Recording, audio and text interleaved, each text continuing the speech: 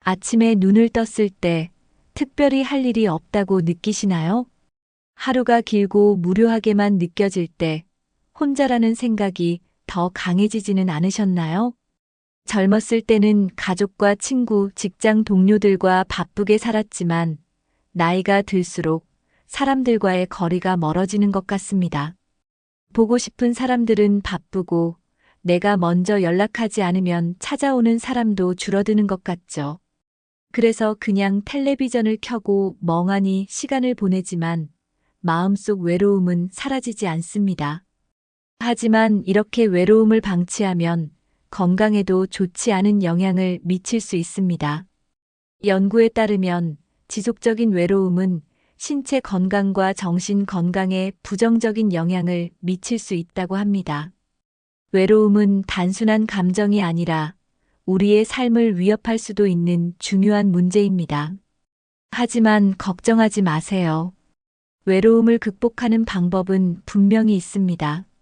지금부터 제가 알려드릴 방법을 하나씩 실천해 보신다면 지금보다 훨씬 더 활기차고 행복한 노년을 보내실 수 있을 겁니다. 이 영상을 끝까지 보시면 외로움을 없애고 하루하루를 더 즐겁게 보내는 방법을 알게 되실 겁니다.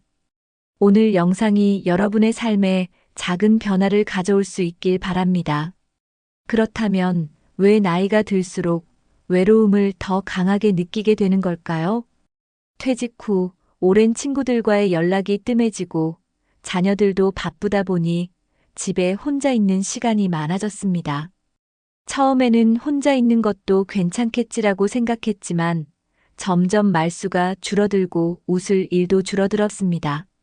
하루 종일 집에만 있다 보니 몸도 무겁고 뭘 해도 재미가 없습니다. 사람을 만나고 싶어도 어디서 누구를 만나야 할지 모르겠고 새로운 친구를 사귀는 것도 쉽지 않습니다.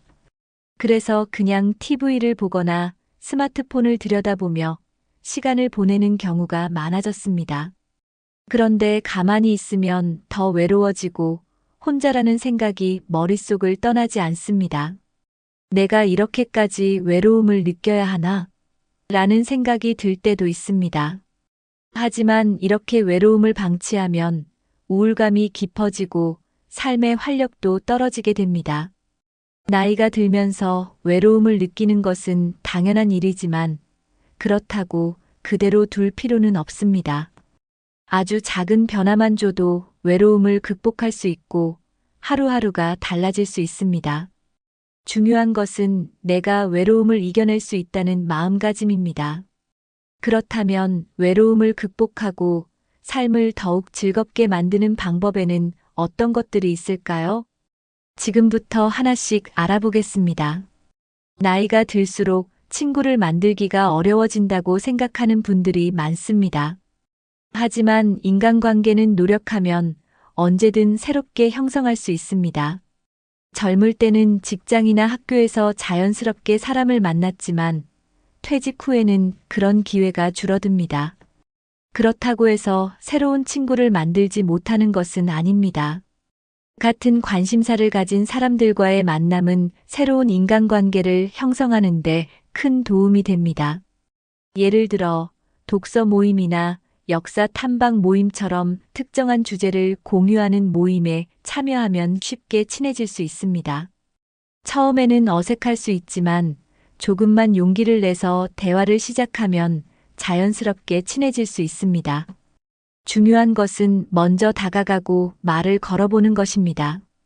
상대방도 마찬가지로 새로운 사람을 만나고 싶어 하는 경우가 많습니다. 가끔씩 먼저 안부를 묻거나 가벼운 대화를 나누는 것만으로도 친밀감이 형성됩니다. 사람은 혼자 살 수 없는 존재이며 누구나 좋은 친구를 원합니다.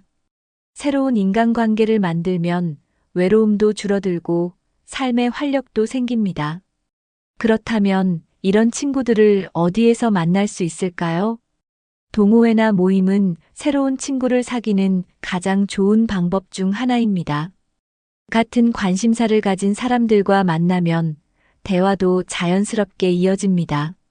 운동 동호회, 등산 모임, 여행 모임처럼 다양한 취미 활동을 공유하는 모임이 있습니다.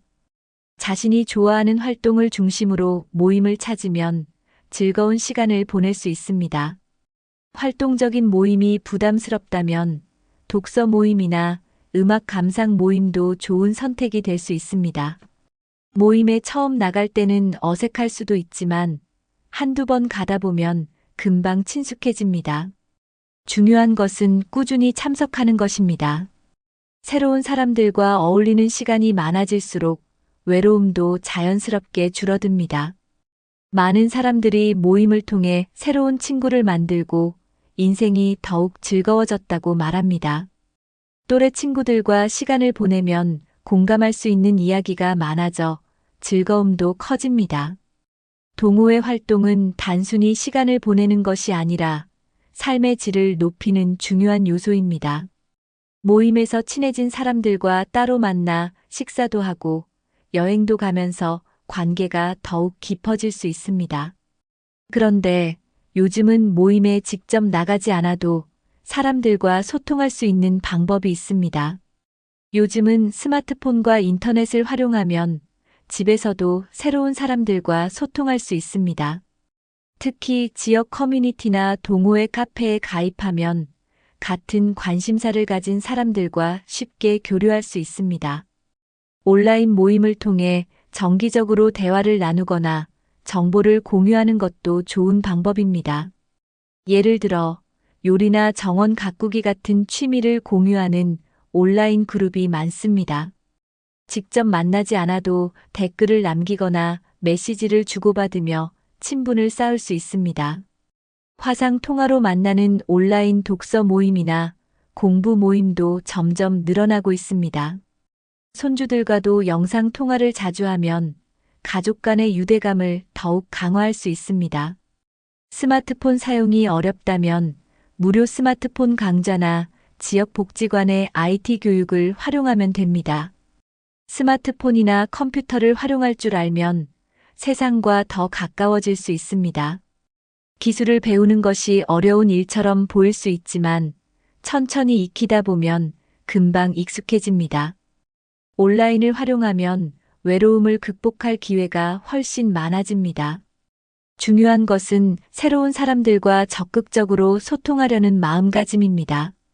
그렇다면 새로운 인간관계를 형성하는 것 외에도 외로움을 극복하는 방법은 무엇이 있을까요? 나이가 들수록 규칙적인 생활이 더욱 중요해집니다. 매일 일정한 시간에 일어나고 자는 습관을 가지면 생활에 안정감이 생깁니다. 하루 일과가 정해져 있으면 막연한 무료함과 외로움에서 벗어날 수 있습니다. 특히 아침에 일찍 일어나고 가벼운 스트레칭을 하면 하루가 활기차게 시작됩니다.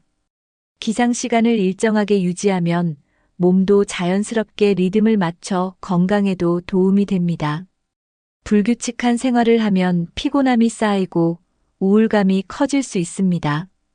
규칙적인 식사 시간을 정하는 것도 좋은 방법입니다. 일정한 시간에 밥을 먹고 가벼운 산책을 하면 생활의 리듬이 잡힙니다.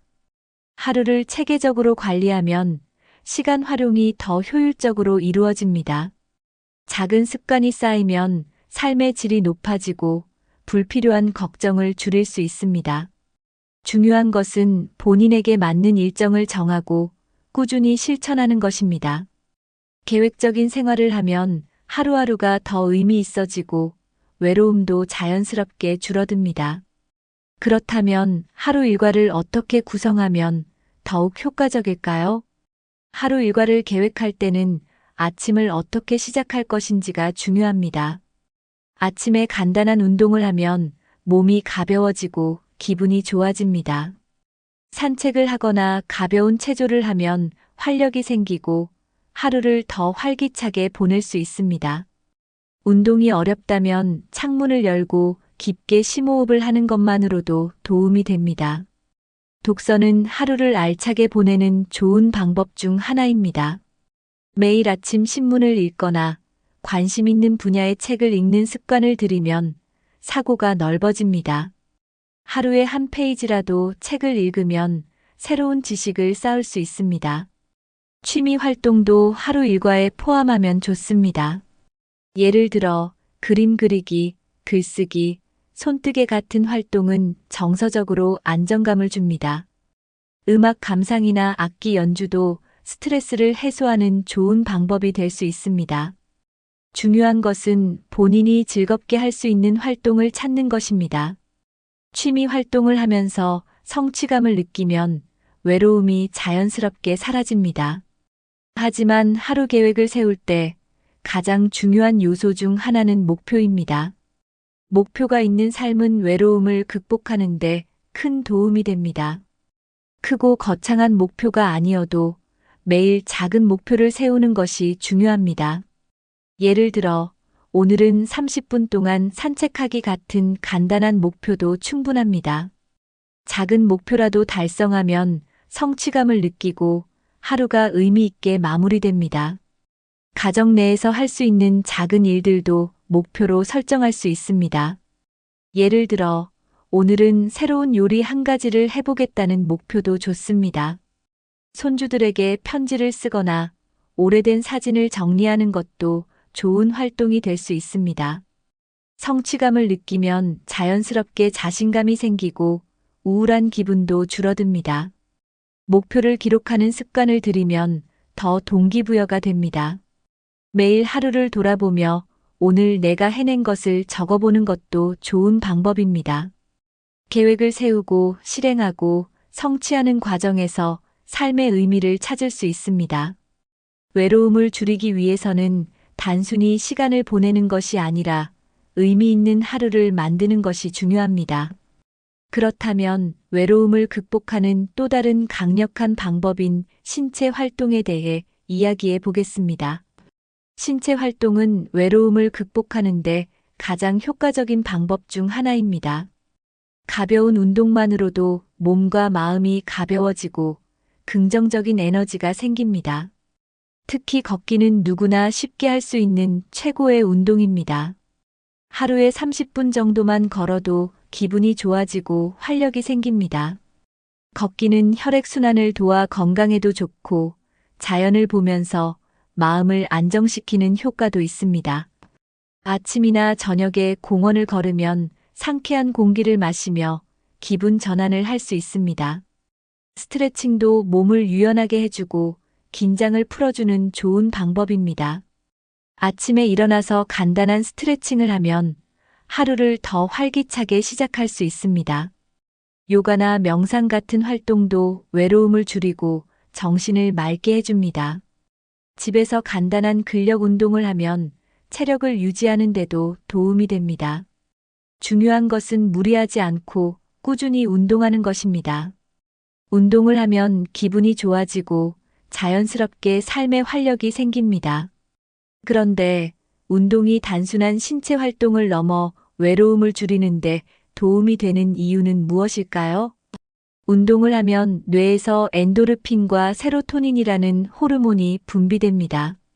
이 호르몬들은 기분을 좋게 하고 스트레스를 줄이는 효과가 있습니다.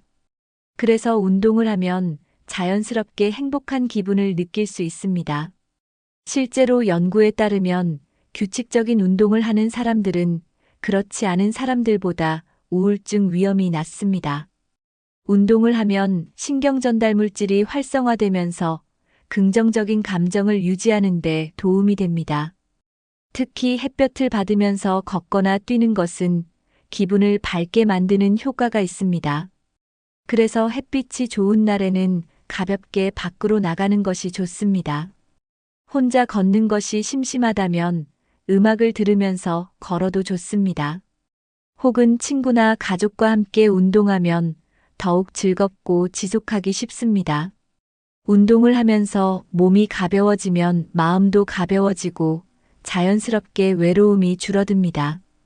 운동을 꾸준히 하면 수면의 질도 좋아지고 하루를 더 활기차게 보낼 수 있습니다. 운동이 생활의 일부가 되면 삶의 만족도도 높아집니다. 그런데 운동을 하면 외로움뿐만 아니라 새로운 인간관계를 형성하는 데도 큰 도움이 됩니다. 운동을 하면 새로운 사람들을 만날 기회가 자연스럽게 생깁니다. 혼자서 하는 운동도 좋지만 단체 운동을 하면 더 큰 효과를 볼 수 있습니다. 예를 들어 마을에서 운영하는 체육 프로그램이나 요가 강습에 참여하면 새로운 인연을 만들 수 있습니다. 공원에서 운동을 하다가 자주 마주치는 사람들과 인사를 나누면서 친해질 수도 있습니다. 등산 동호회나 자전거 모임 같은 운동 동호회에 가입하면 더 활발한 사회생활을 할 수 있습니다. 함께 운동을 하면서 자연스럽게 대화가 이어지고 공통 관심사를 공유하게 됩니다. 새로운 사람들과 만나면서 소속감을 느끼고 외로움이 줄어드는 효과를 볼 수 있습니다. 운동을 하다 보면 자연스럽게 생활 패턴도 건강하게 바뀝니다. 꾸준한 운동은 체력뿐만 아니라 자신감도 높여줍니다. 건강한 몸을 유지하면 외출도 더 자주 하게 되고 사회적 활동에도 적극적으로 참여하게 됩니다.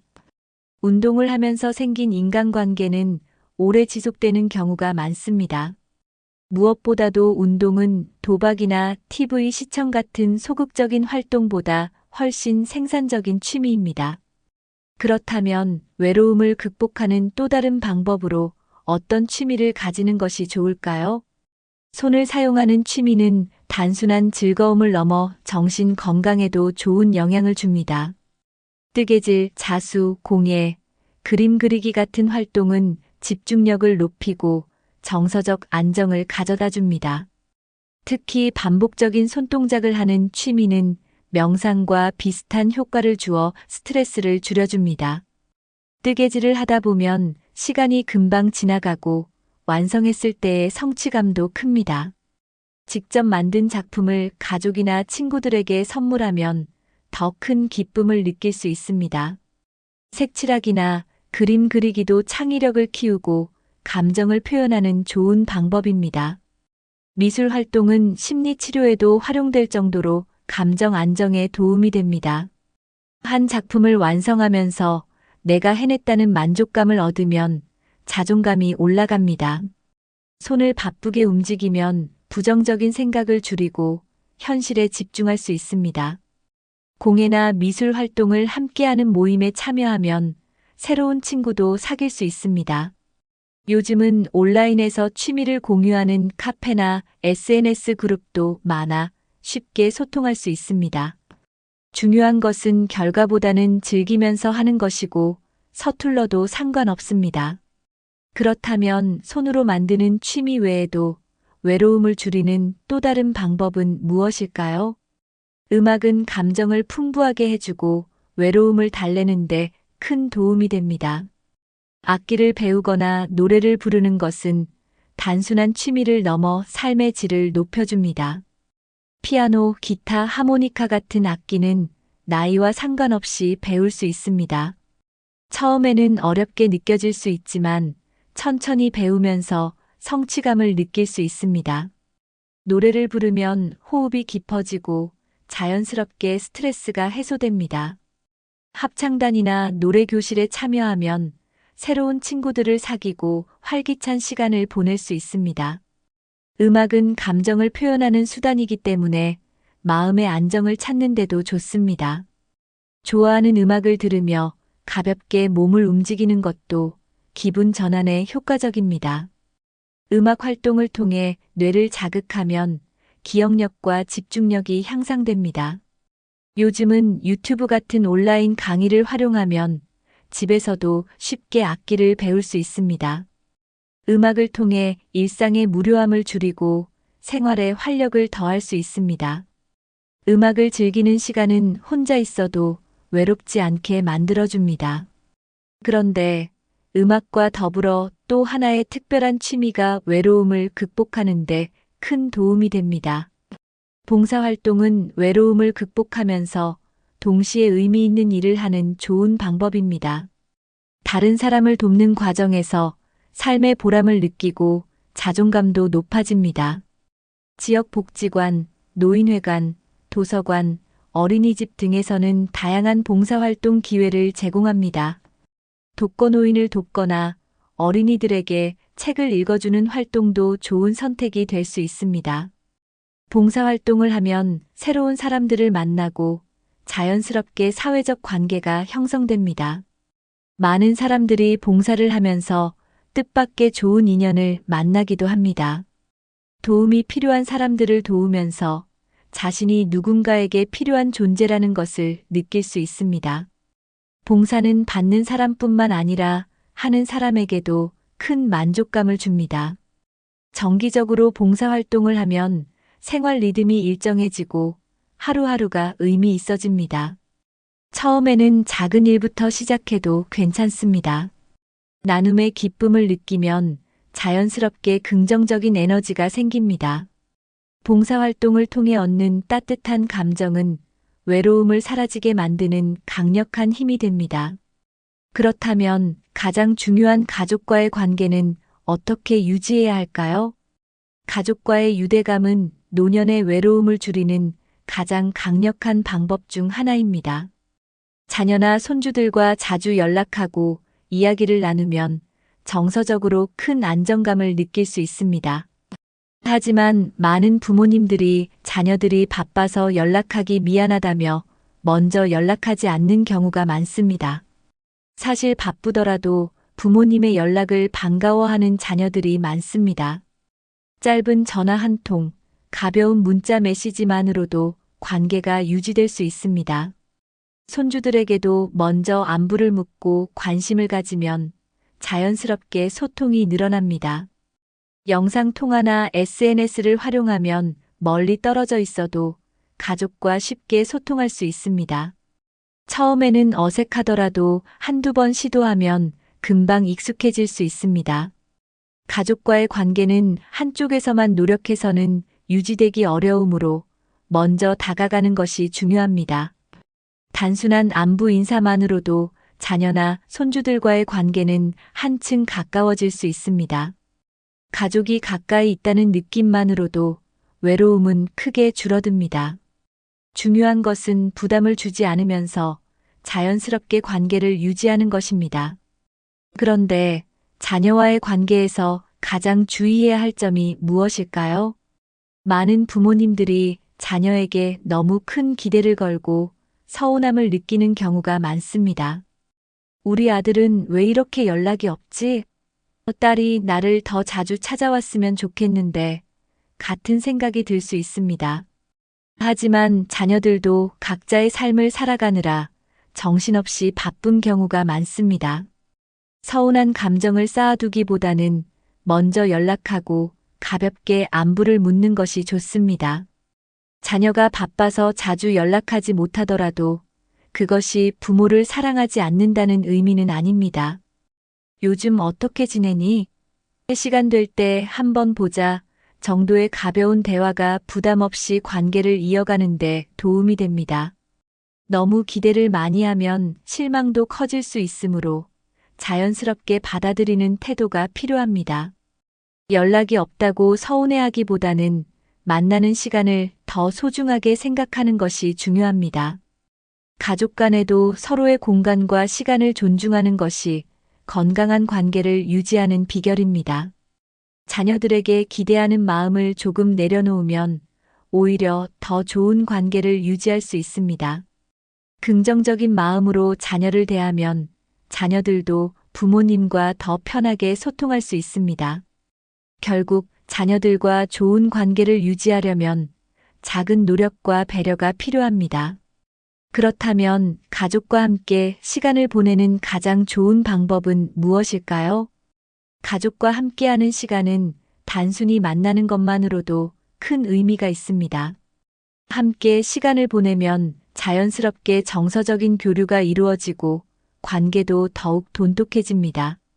손주들과 공원에 산책을 가거나 자녀들과 함께 식사하는 것도 좋은 방법입니다. 가족 여행이나 특별한 행사에 적극적으로 참여하면 더욱 깊은 추억을 만들 수 있습니다. 명절이나 가족 모임을 그냥 지나치지 말고 직접 만나 시간을 보내는 것이 중요합니다. 손주들에게 예전에 있었던 재미있는 이야기나 삶의 경험을 들려주면 자연스럽게 대화가 이어집니다. 손주들은 할머니, 할아버지의 이야기를 흥미롭게 듣는 경우가 많습니다. 집에서 간단한 요리를 함께 하거나 보드게임을 하는 것도 즐거운 시간이 될 수 있습니다. 중요한 것은 억지로 시간을 보내는 것이 아니라 자연스럽게 즐거운 시간을 만드는 것입니다. 가족과의 시간을 소중히 하면 외로움이 줄어들 뿐만 아니라 삶의 만족도도 높아집니다. 가족과 함께하는 시간을 늘리면 긍정적인 감정이 쌓이고 행복한 노년을 보낼 수 있습니다. 가족과의 관계는 노후를 더욱 풍요롭게 만들어주는 중요한 요소입니다. 이제까지 이야기한 내용을 정리하면서 행복한 노년을 위한 마지막 메시지를 전해드리겠습니다. 나이가 들수록 외로움을 느끼는 것은 자연스러운 현상입니다. 하지만 외로움을 방치하면 건강에도 좋지 않고 삶의 만족도도 낮아질 수 있습니다. 오늘 소개해드린 방법 중 하나라도 실천해 보시면 분명 변화를 느끼실 수 있을 것입니다. 새로운 인간관계를 형성하고 하루 일과를 계획하며 꾸준한 신체 활동을 하면 외로움이 줄어듭니다. 또한 새로운 취미를 찾고 가족과의 관계를 돈독히 하면 더욱 행복한 노년을 보낼 수 있습니다. 중요한 것은 작은 변화라도 직접 실천해 보는 것입니다. 여러분은 외로움을 극복하기 위해 어떤 방법을 실천하고 계신가요? 혹시 좋은 방법이 있다면 댓글로 남겨서 다른 분들과 함께 공유해 주세요. 이 영상이 도움이 되셨다면 부모님이나 지인들에게 공유해 주세요. 앞으로도 노년을 더 건강하고 행복하게 사는 방법을 알려드리겠습니다. 영상이 유익하셨다면 구독과 좋아요, 알림 설정 부탁드립니다. 끝까지 시청해 주셔서 감사합니다. 건강하고 행복한 하루 보내세요.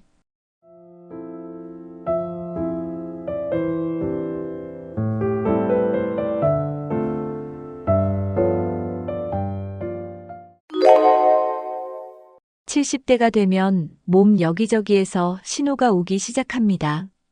예전엔 거뜬히 했던 일들이 이제는 조금씩 버거워지죠. 눈도 침침하고 자꾸 말이 헛나오고 걷다가 무릎이 욱신거릴 때, 아, 이제 나도 나이 들었구나 실감이 나기도 합니다. 그런데 이런 변화, 그냥 나이 탓만 하고 넘기기엔 너무 빠르게 진행되는 게 문제입니다. 특히 몸속 장기들은 겉으론 멀쩡해 보여도 속에서 서서히 약해지고 있다는 사실 알고 계셨나요? 많은 분들이 건강검진에서 이상 없습니다라는 말에 안심하시지만 그 속에서 조용히 진행되는 변화가 있습니다. 특히 오늘은 70대 이후 눈에 띄게 나빠지는 몸속 장기 5가지와 그걸 막기 위한 관리법까지 알려드릴 겁니다.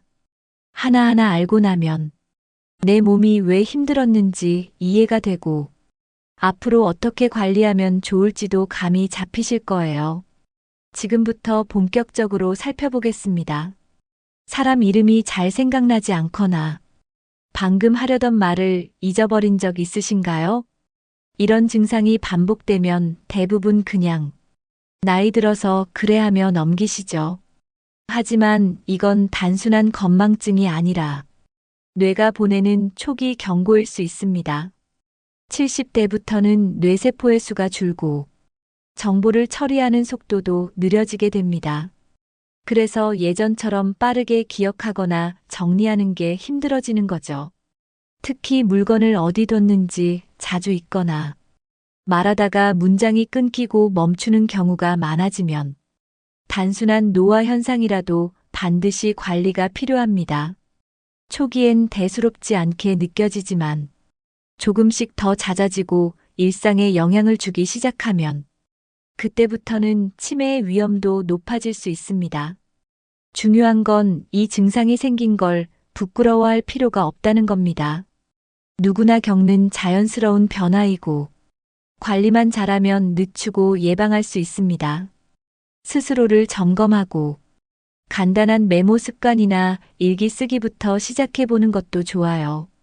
나도 모르게 잊는 일이 많아졌다면 이제는 뇌 건강에 조금 더 신경 써야 할 때입니다. 많은 분들이 몸은 운동해야 건강하다고 생각하면서 정작 뇌 운동은 잘 신경 쓰지 않으세요.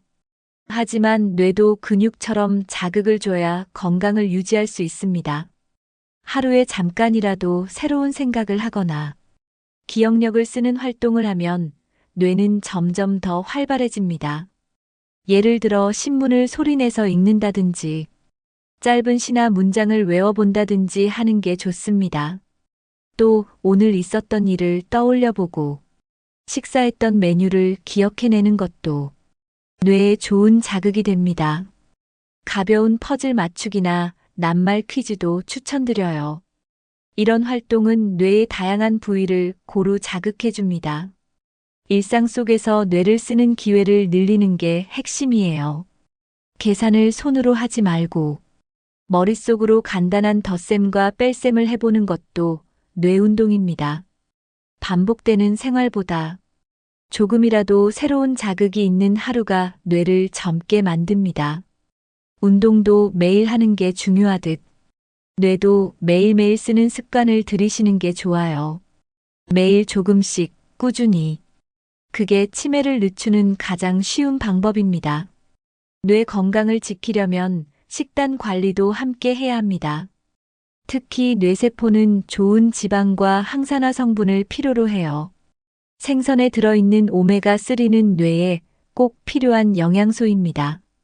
고등어나 연어 같은 등푸른 생선을 일주일에 2번 이상 챙겨 드시는 게 좋아요. 또 과일과 채소에 들어있는 색소 성분은 뇌세포를 늙게 만드는 산화를 막아주는 역할을 합니다. 블루베리, 시금치, 토마토 같은 음식을 꾸준히 드시면 도움이 됩니다. 그리고 물을 충분히 마시는 것도 중요합니다. 물 부족은 집중력 저하로 이어지기 쉬워요.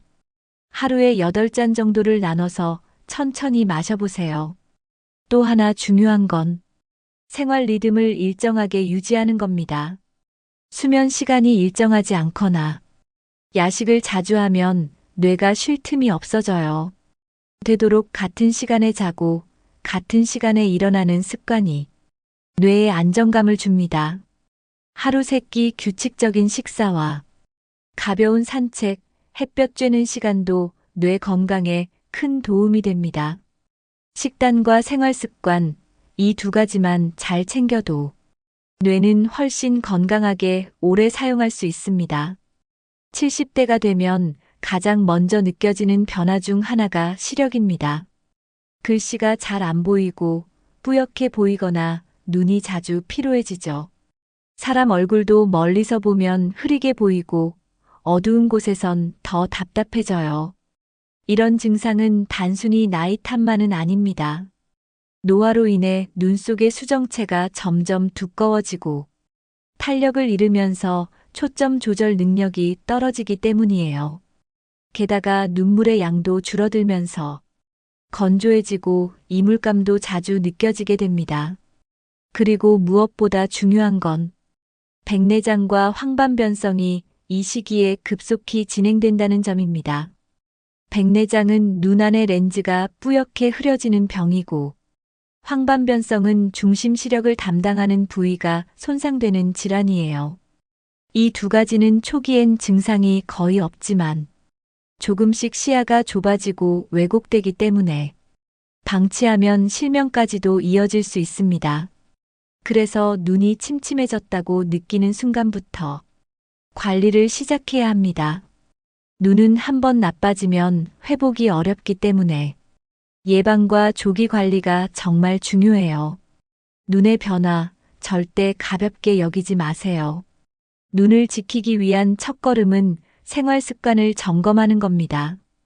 가장 먼저 확인할 건 조명입니다. 너무 어두운 곳에서 책을 보거나 TV를 보면 눈에 부담이 더 크게 갑니다. 불빛이 깜빡거리거나 반사되는 조명도 눈의 피로를 유발하죠. 따뜻한 색 조명과 밝기가 일정한 조명이 눈에 가장 편합니다. 다음은 거리입니다.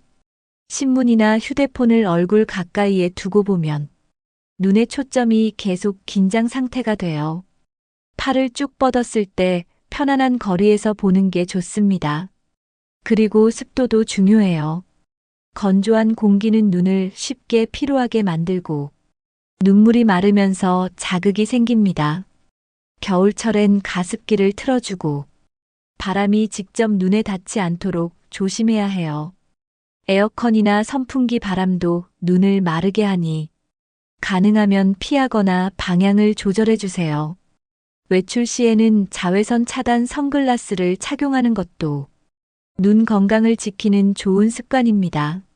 생활 속 작은 변화만으로도 눈의 피로는 충분히 줄일 수 있습니다. 눈 건강하면 보통 루테인을 떠올리시죠?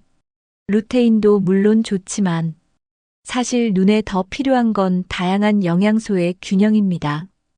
비타민 E는 눈의 점막을 보호해주고 야맹증 예방에도 도움을 줍니다.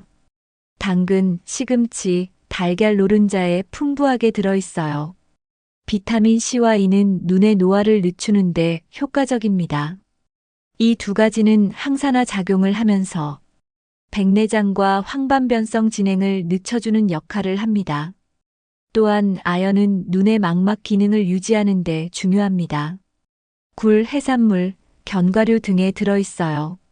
이처럼 눈에 필요한 영양소는 한 가지가 아니라 여러 가지가 함께 작용합니다. 루테인 하나에만 의존하지 말고 식사를 통해 골고루 섭취하는 게 더 효과적이에요. 눈이 자주 피로하거나 뻑뻑하다면 블루베리나 브로콜리도 추천드립니다. 또 눈 건강을 위해서는 물도 자주 마셔서 체내 수분을 유지하는 게 중요합니다. 보충제를 드시더라도 성분을 꼼꼼히 확인하고 하루 섭취량을 넘지 않도록 주의하세요.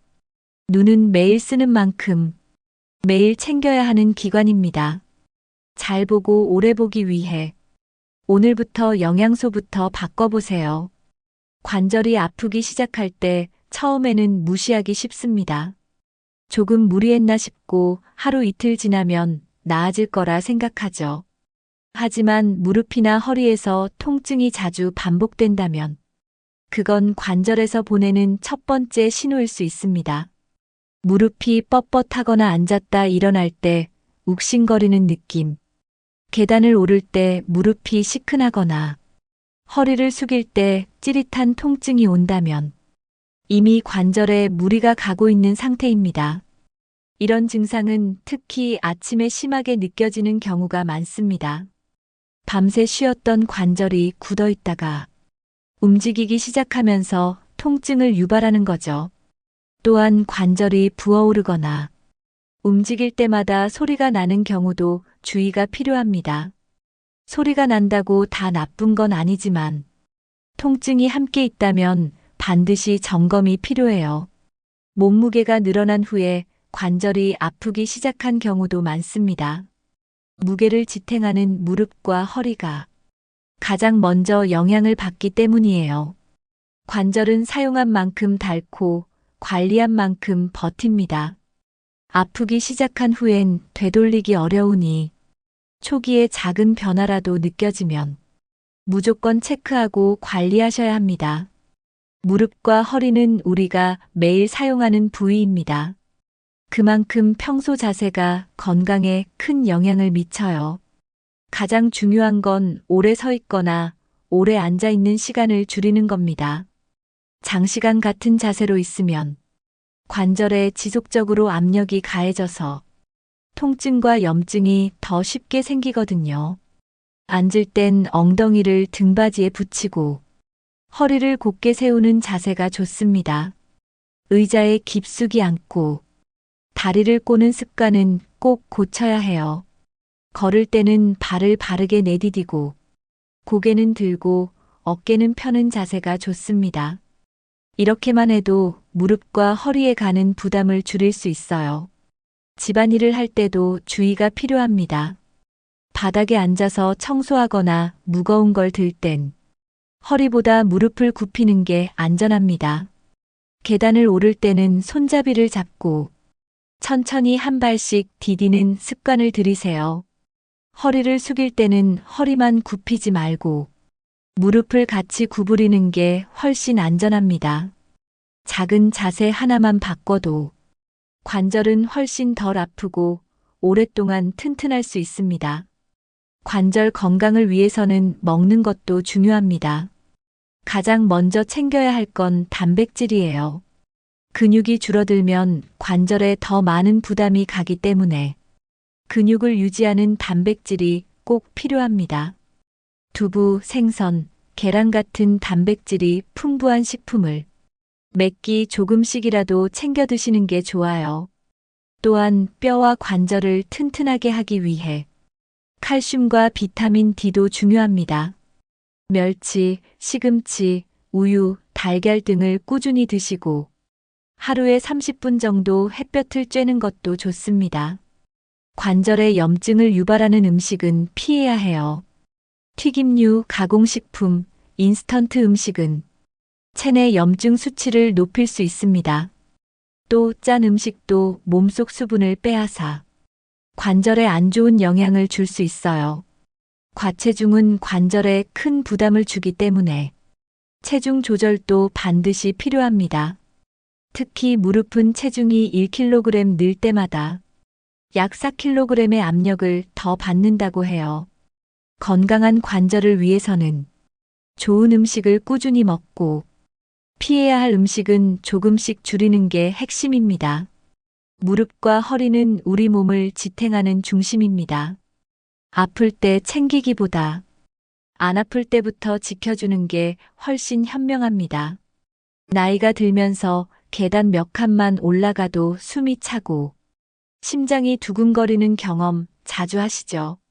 예전에는 쉽게 했던 일인데 이제는 한번 움직이면 바로 지치고 가슴이 답답해지기도 해요. 이런 변화는 단순한 체력 저하만은 아닙니다. 심장이 예전처럼 힘차게 피를 내보내지 못하고 있다는 신호일 수 있어요. 심장 근육도 나이가 들면 약해지고 혈관도 점점 탄력을 잃기 때문에 조금만 움직여도 숨이 차고 피곤함이 밀려옵니다. 특히 고혈압이나 고지혈증이 있는 분들은 심장에 부담이 더 크게 갈 수 있어요.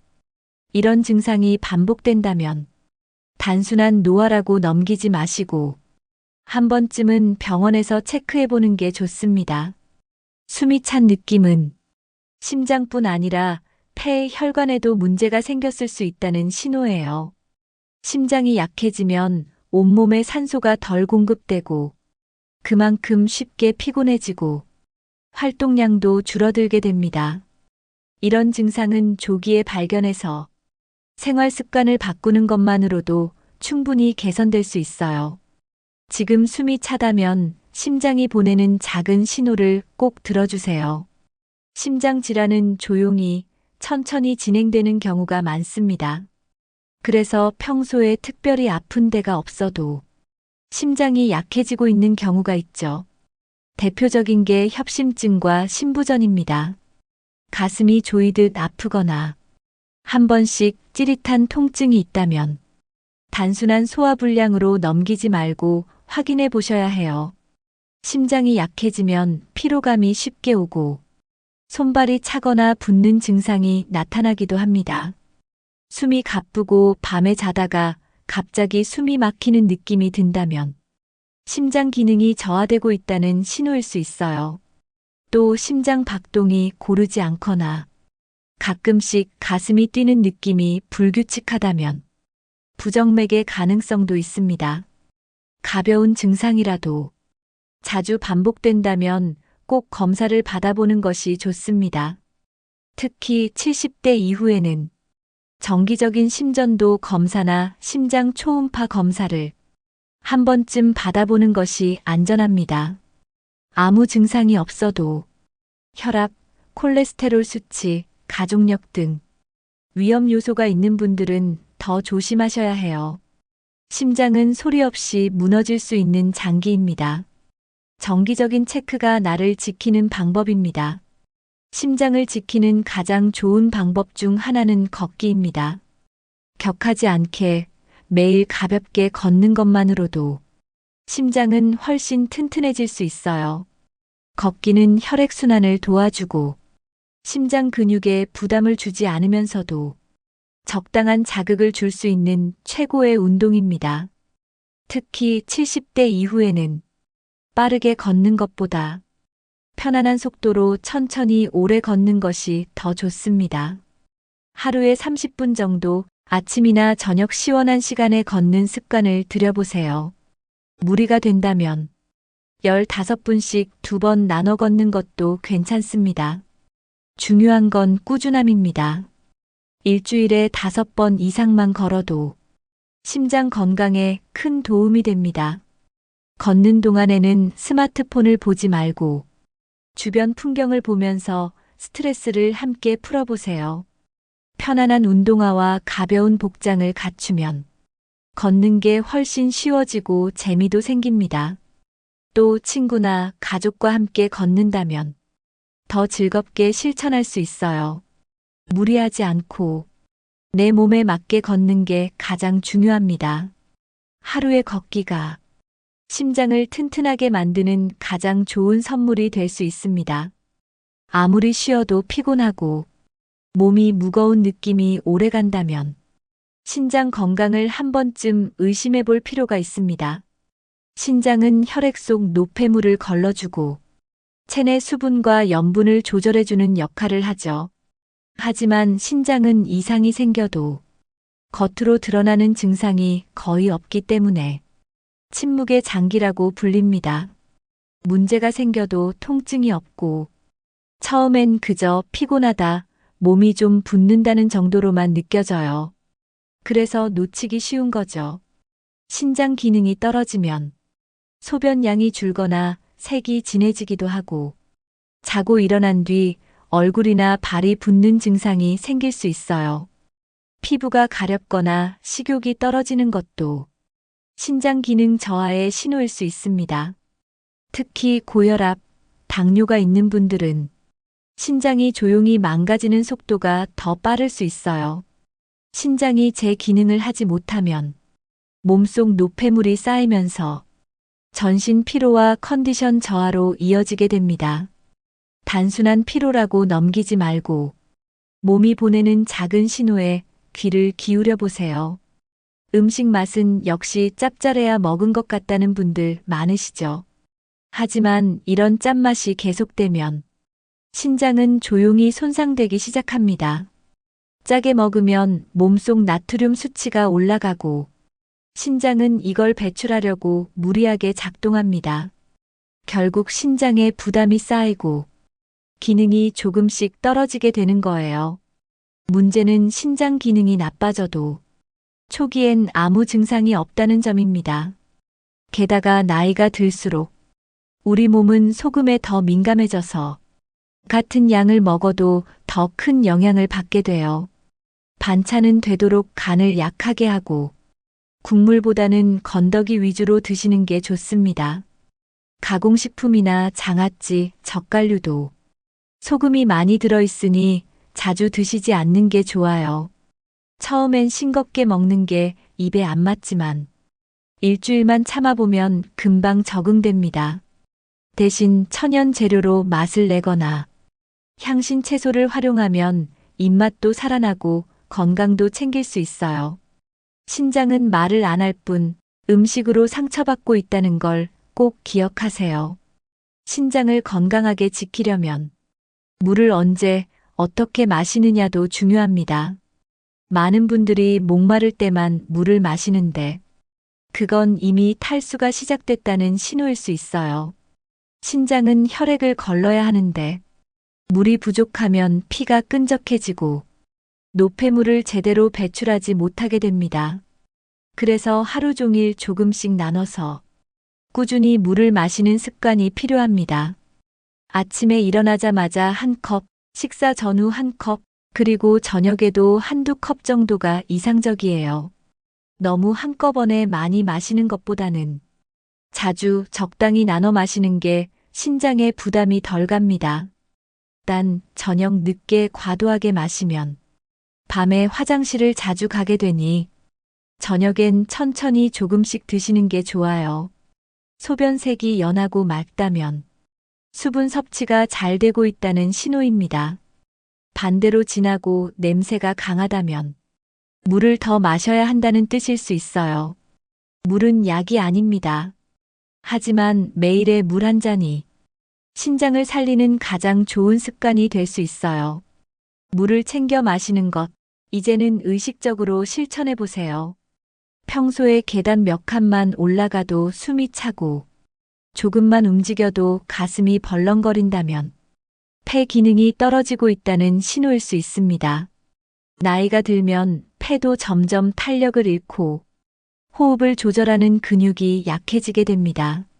그 결과 산소를 들이마시는 양이 줄어들고 조금만 움직여도 금방 숨이 차는 겁니다.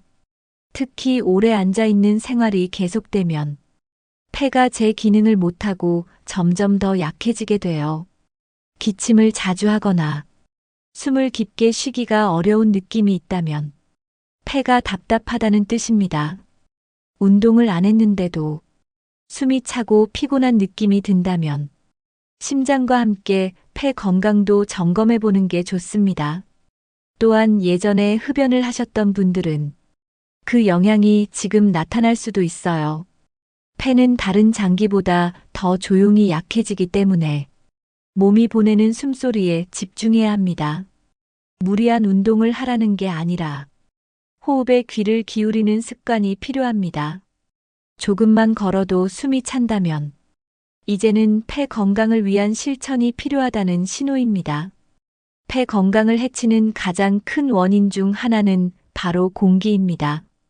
눈에 안 보이기 때문에 놓치기 쉽지만 공기 속의 먼지, 연기, 화학물질이 우리 폐를 서서히 약하게 만들 수 있어요. 실내 공기가 탁하거나 요리할 때 환기를 하지 않으면 그 연기가 폐로 그대로 들어갑니다. 특히 겨울철에는 창문을 잘 열지 않아서 실내 공기가 더 나빠지기 쉽습니다. 또 방향제, 탈취제 같은 스프레이 제품들도 자주 사용하면 폐에 자극을 줄 수 있어요. 청소할 때 먼지가 많이 날리거나 곰팡이가 많은 공간에 오래 있으면 그것도 폐를 자극하는 원인이 됩니다. 외출 시에는 미세먼지 수치를 꼭 확인하고 공기질이 나쁜 날은 외출을 줄이는 게 좋습니다. 마스크도 꼭 착용해서 미세한 먼지나 유해물질이 폐로 들어가지 않도록 해야 해요. 집에서는 하루 2번 이상 창문을 열어 환기시키고 공기청정기를 사용하는 것도 도움이 됩니다. 폐는 항상 외부와 연결된 장기이기 때문에 들어오는 공기를 먼저 바꿔야 폐 건강을 지킬 수 있어요. 눈에 보이지 않아도 숨 쉬는 공기가 우리 건강에 미치는 영향은 매우 큽니다. 폐를 강화시키는 방법 중 가장 쉬운 건 하루 10분의 호흡 운동입니다. 누워서도 앉아서도 할 수 있어서 어르신들께 정말 좋은 습관이에요. 먼저 등을 곧게 세우고 편하게 앉은 상태에서 코로 천천히 숨을 깊게 들이마셔 주세요. 이때 배가 부풀어 오르는 느낌을 느끼며 숨을 천천히 마셔야 합니다. 그 다음 입을 살짝 오므리고 천천히 숨을 내쉬는 겁니다. 들이마시는 시간보다 내쉬는 시간을 조금 더 길게 하는 게 포인트예요. 이걸 10번에서 15번 정도 반복하면 폐 깊숙이 공기가 들어가면서 기능이 조금씩 회복됩니다. 매일 아침이나 저녁, 잠들기 전 편안한 시간에 해보세요. 처음엔 조금 어색할 수 있지만 며칠만 해도 숨 쉬는 게 편해졌다는 걸 느낄 수 있어요. 특히 누운 상태에서 하는 복식 호흡은 심장과 폐에 무리가 가지 않으면서도 효과가 좋아요. 가벼운 스트레칭과 함께하면 혈액순환에도 도움이 됩니다. 이 간단한 습관 하나로도 폐 건강을 지킬 수 있습니다. 숨이 편안해야 일상도 편안해집니다. 지금부터 하루 10분 내 호흡에 집중해 보세요. 예전엔 아무렇지 않게 먹던 음식이 요즘은 먹고 나면 속이 더부룩하고 답답하게 느껴지지 않으시나요? 식사 후에 속이 불편하고 가스가 차는 느낌이 자주 들면 이건 위장이 예전처럼 소화를 잘 못하고 있다는 신호일 수 있습니다. 나이가 들수록 위산 분비량이 줄어들고 위장의 움직임도 느려지게 됩니다. 이로 인해 음식이 잘게 부서지지 않고 오래 위에 머물면서 불편함을 주는 거죠. 더 심해지면 역류성 식도염이나 만성 소화불량으로도 이어질 수 있습니다. 이런 위장 불편감을 가볍게 넘기지 않고 초기에 생활 습관을 바꾸는 게 중요합니다. 또 위장의 기능이 약해지면 영양 흡수도 떨어져서 몸 전체 건강에 영향을 줄 수 있어요. 속이 자주 더부룩하거나 식사 후 가슴이 타는 느낌이 들면 일단 식사 속도를 줄이고 과식을 피하는 것부터 시작해 보세요. 한 번에 많은 양을 먹는 것보다는 적당한 양을 천천히 여러 번 나눠 먹는 게 위에 부담을 덜 줍니다. 위장은 하루 3번, 내가 어떻게 먹느냐에 따라 건강이 달라지는 장기입니다. 매일 반복되는 습관이 위장을 살릴 수도 망칠 수도 있어요. 위장을 편하게 해주기 위해선 식사 순서와 먹는 음식이 아주 중요합니다. 식사는 가능한 일정한 시간에 하고 과식이나 야식은 피하는 게 기본입니다.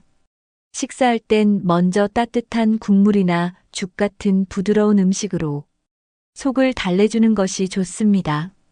그 다음은 채소나 단백질을 천천히 꼭꼭 씹어서 먹는 것이 좋아요. 음식은 입에서 충분히 씹어야 위에서 덜 힘들게 소화할 수 있습니다. 씹는 횟수가 많아질수록 침도 많이 나오고 위장의 부담도 줄어들게 됩니다.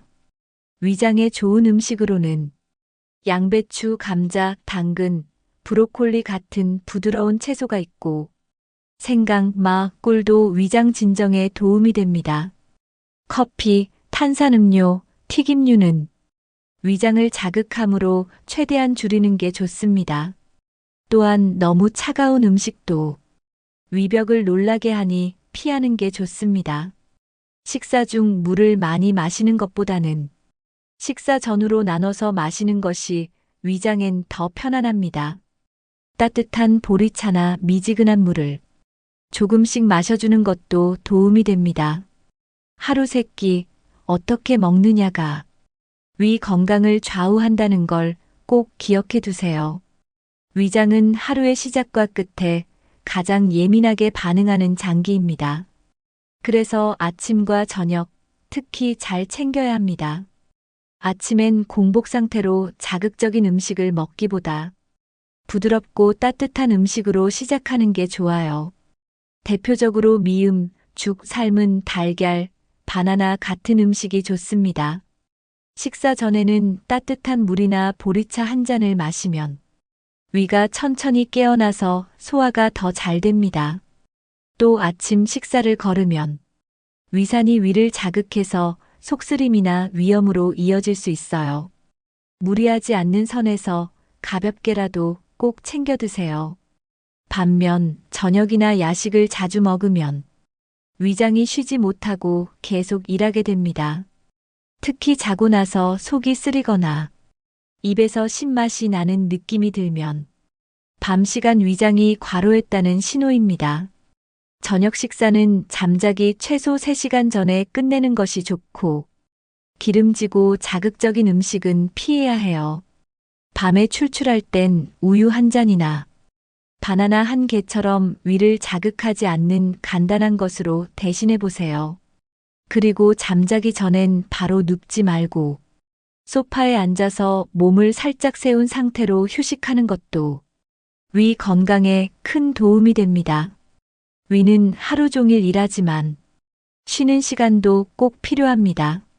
아침과 저녁 위가 편안해지는 습관부터 시작해 보세요. 70대 이후에는 피부가 점점 얇아지고 탄력을 잃게 됩니다. 피부 속 수분과 기름 성분이 줄어들면서 외부 자극에 훨씬 더 예민하게 반응하게 되죠.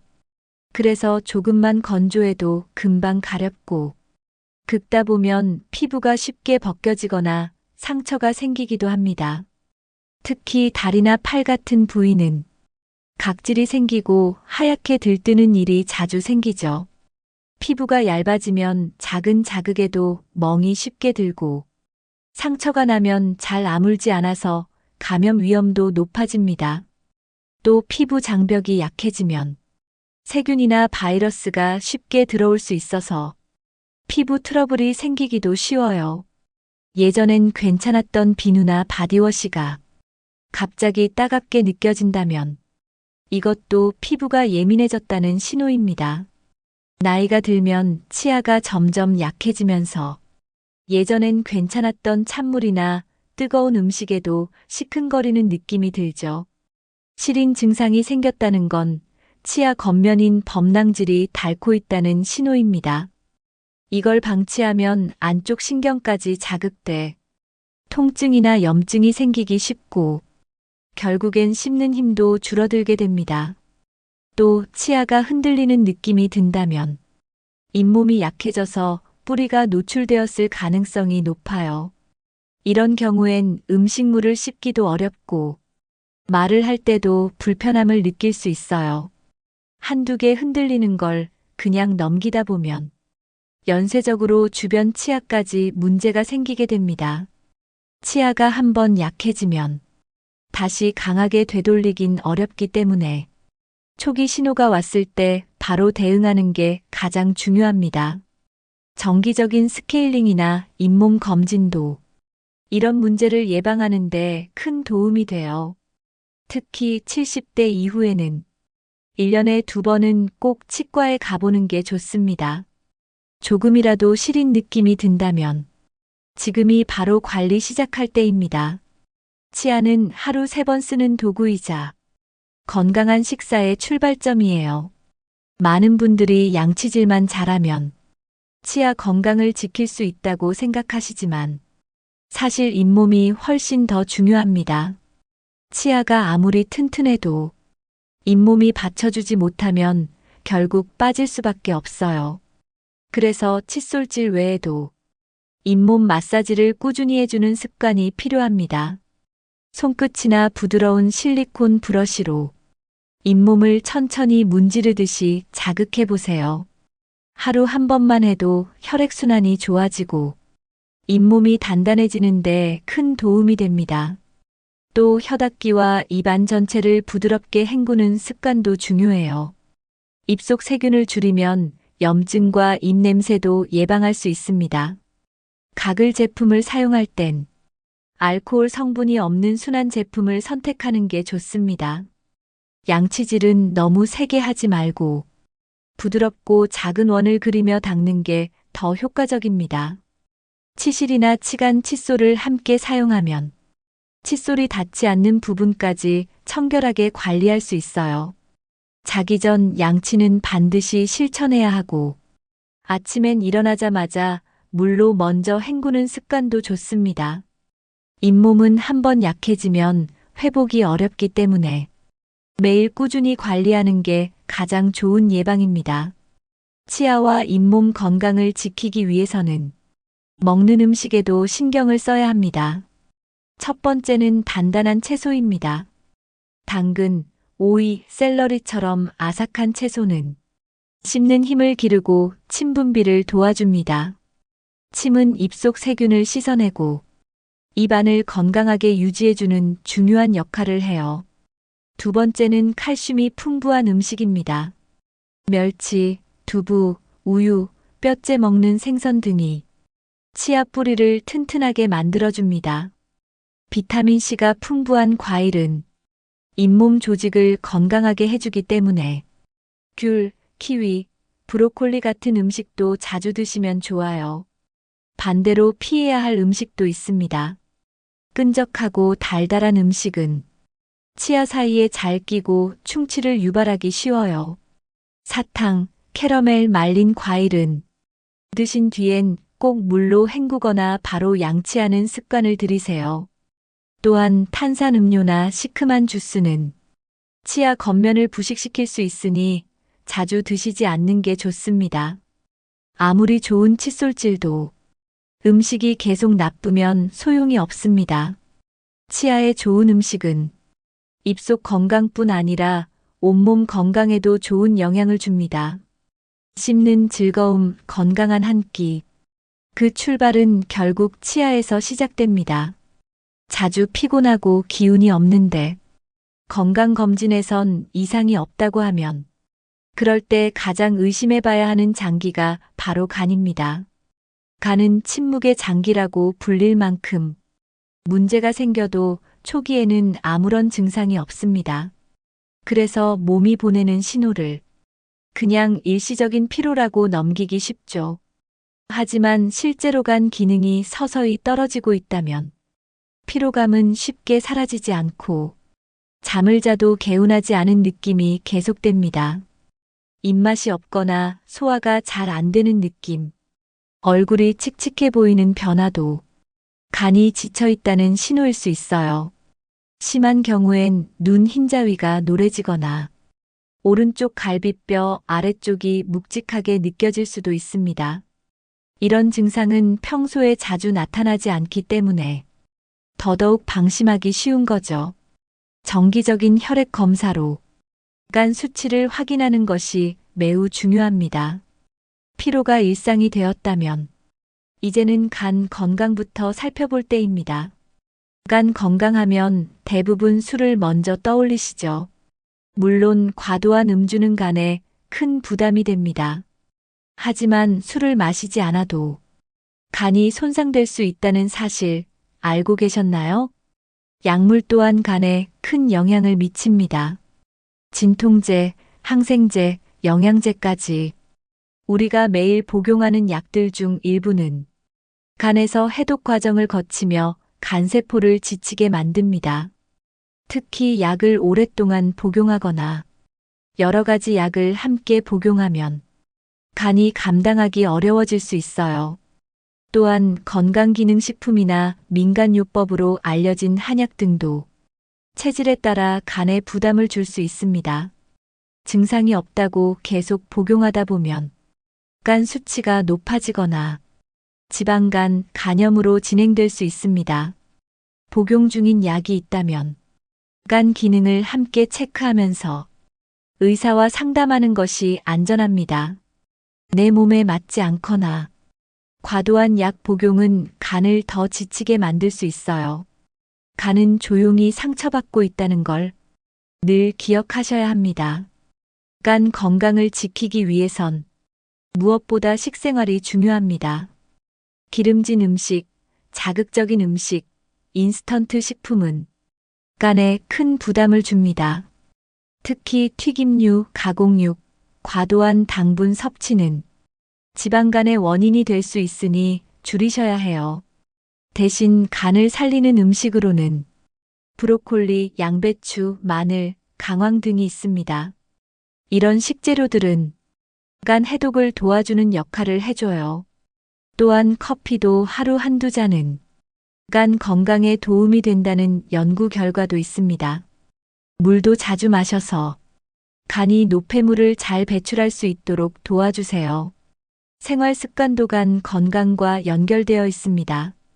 불규칙한 수면, 야식, 스트레스는 간의 회복을 방해합니다. 되도록 일정한 시간에 자고 일어나는 습관, 그리고 하루 한 번 가볍게 땀을 흘리는 운동을 생활 속에 넣어보세요. 간은 재생 능력이 뛰어난 장기입니다. 조금만 신경 써도 다시 건강을 되찾을 수 있어요. 지금까지 70대 이후 눈에 띄게 나빠질 수 있는 몸속 장기 5가지와 그 관리법에 대해 알아봤습니다. 뇌, 눈, 관절, 심장, 신장, 그리고 폐, 위장, 피부, 치아, 간까지 어느 하나 허투루 넘길 수 있는 장기는 없습니다. 하나가 무너지면 다른 곳까지 영향을 주고 조금씩 일상생활이 불편해지게 되죠. 하지만 오늘 소개해드린 생활 습관과 관리법을 하나씩 실천해 보신다면 지금보다 훨씬 건강한 노후를 보내실 수 있습니다. 중요한 건 몸이 보내는 작은 신호를 무시하지 않는 겁니다. 조금 더 피곤해졌다면, 조금 더 숨이 찬다면, 그냥 나이 탓이라고 넘기지 말고 점검하고 돌보는 습관을 들이세요. 여러분이 오늘부터 실천하고 싶은 건강 습관은 무엇인가요? 댓글로 함께 나눠주시면 서로에게 큰 도움이 될 수 있습니다.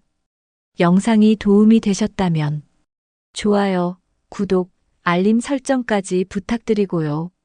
가족과 지인분들께도 꼭 공유해주세요. 소중한 건강 함께 지켜나가요. 감사합니다.